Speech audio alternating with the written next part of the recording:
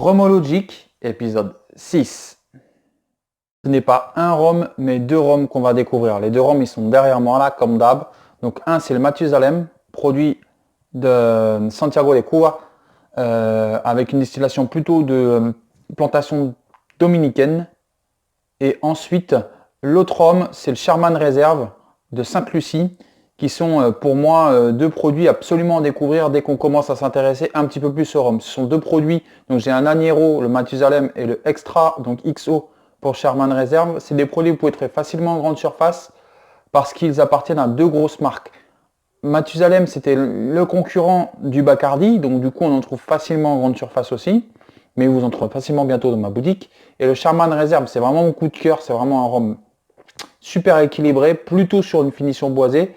Et ça, le Sherman Reserve, vous en trouvez maintenant dans les grandes surfaces que le rhum peut exploser pour la simple et bonne raison que c'est la famille Ayotte, la grande famille Ayotte, qui sont des béquets sur la Martinique et qui produisent le rhum JM et Clément notamment. Donc on va faire la dégustation de ces deux rhums qui sont complètement différents, mais qui coûtent 30-35 euros, ça dépend où vous l'achetez, et qui sont super intéressants quand on commence à vouloir se faire plaisir sur des rhums.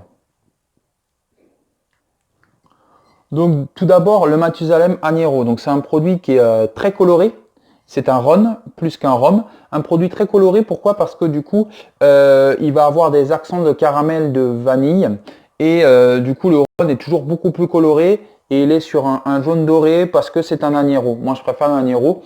Si vous voulez vraiment déguster un produit de qualité, je vous conseille plutôt le Reserva.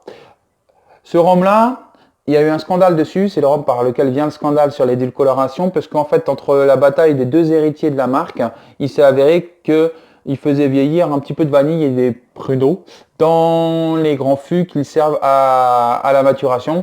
Donc c'est vrai que c'est un petit scandale.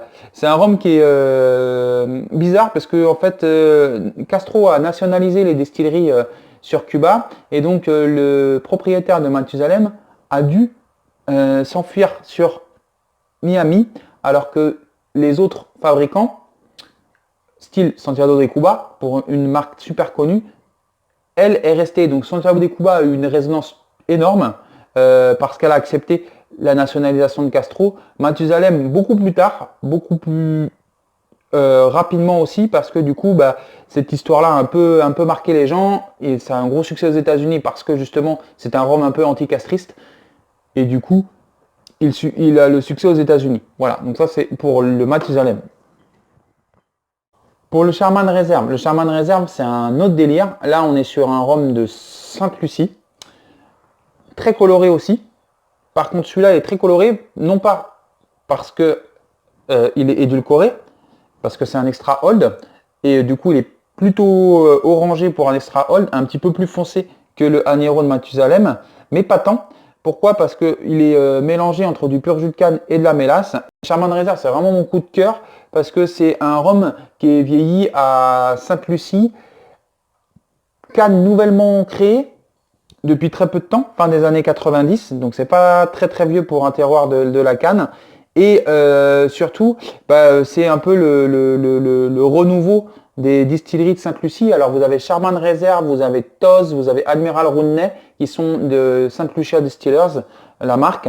Et du coup aujourd'hui cette marque-là, Saint Lucia Distillers, est distribuée par les canaux de JM et Clément. Du coup on commence à les voir dans les grandes surfaces. Alors ceux vendus dans les grandes surfaces, c'est plutôt du spiced rum pour la simple et bonne raison que du coup ils produisent aussi de la mélasse et que la mélasse faut l'écouler. Donc c'est mieux de faire du spiced rum et de se concentrer sur un produit un petit peu plus authentique en XO. Voilà. Donc généralement vous le retrouvez autour de 40, sur des opérations vous pouvez le trouver autour des 30 euros. 35. Du coup le Sherman, il reste toujours dans une robe plutôt foncée, orangée plus que dorée. Alors par rapport à des rhums de mélasse, et c'est là où on voit ça, très peu de larmes en direct, de la larme par évaporation, mais très peu de larmes. Un nez fourni, un peu éthanol mais fourni. L'éthanol disparaît très vite, on reconnaît le XO là. Je dirais un nez de caramel, de vanille, qui va contraster avec le goût, parce que je le connais bien ce rhum, et va vraiment contraster avec le goût.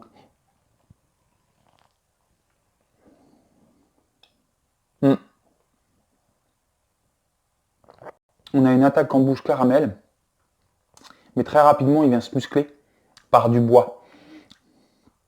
Plutôt chêne, plutôt puissant en termes de bois. C'est un rhum, si vous voulez, il a un goût de vieille barrique. Vous savez, cette odeur de vieille barrique qu'on peut avoir ou de bateau poussiéreux un peu. C'est ça, c'est un peu ce goût-là de la vieille poutre ancienne en chêne. Très intéressant, plutôt musclé, qui va plutôt être apprécié et toucher les amateurs de whisky. Alors, amateurs de whisky qui sont plutôt portés sur, pas forcément du Alexandre Scorsese, sur du Islay un peu tourbeux, parce que du coup, on va retrouver en fait ce goût caramel qu'on va trouver un petit peu dans le tourbeux et dans ça. C'est hyper intéressant. Par contre, c'est un rhum qui est charpentier. On sent, voilà, charpentier, le terme. On sent le bois directement. Super intéressant, je le recommande si vous commencez à vous intéresser au rhum.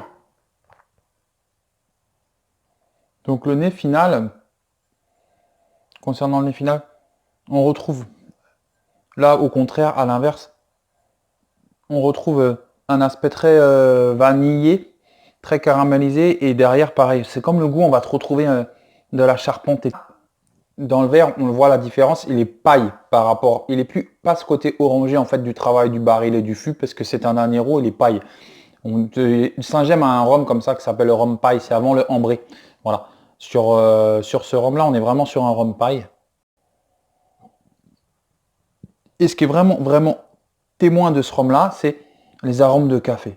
Quand on le sent, on sent vraiment du café. Et j'ai pas bu de café avant, j'ai mangé du pain. Donc, on est vraiment dans un nez de café. Avec un rhum, parce qu'il est anéro, il est encore très éthanol, mais qui a beaucoup plus de larmes et beaucoup plus de dépôt. Donc, on sait que c'est un rhum de mélasse qui va être beaucoup plus sucré.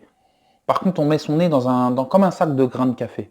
Très intéressant, rien à voir avec l'autre produit.